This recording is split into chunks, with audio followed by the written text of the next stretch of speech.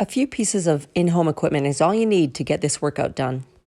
A progression level for a basic lunge.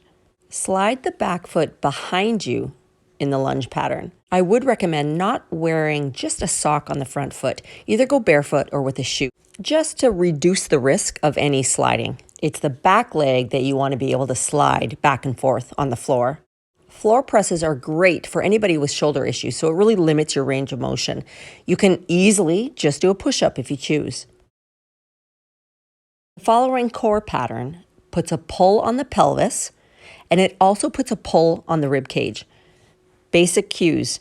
Think about stacking rib cage over pelvis, or even thinking about trying to drive the rib cage down slightly.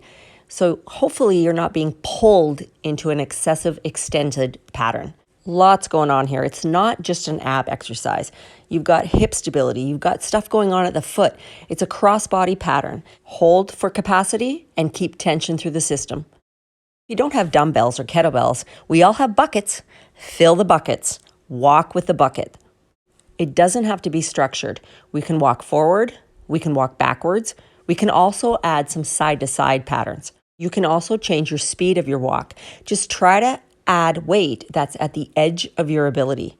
You can also load both arms. You don't have to just hold one side. This will just add a little bit more of a lateral component to the pattern. Single arm hold just encourages more anti-lateral flexion. So you're just really trying not to tip to the one side. Another benefit is you only need to carry one thing. Less equipment needed. This may look like a traditional hamstring roll, but what I'm actually working on is just the extending phase of the pattern. So I'm going to slowly roll out, drop my butt on the ground, pull back in, lift, and then slowly roll back out. So I'm only working on the extending phase. I can advance it by doing single leg.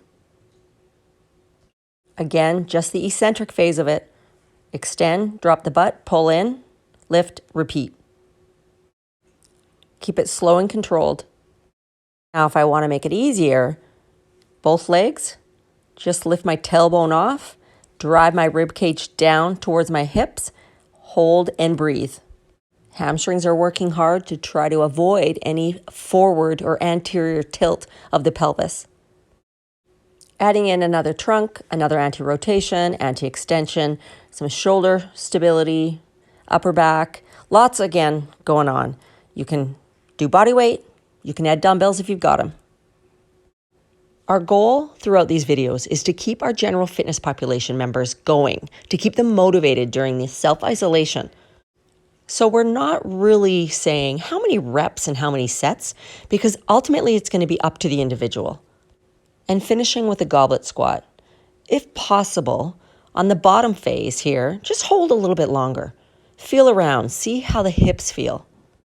You can elevate your heels if need be. If you feel any pinching in the front of the hip, just don't go as low. Change position of your feet, widen your stance if you need to, and remember, just keep moving.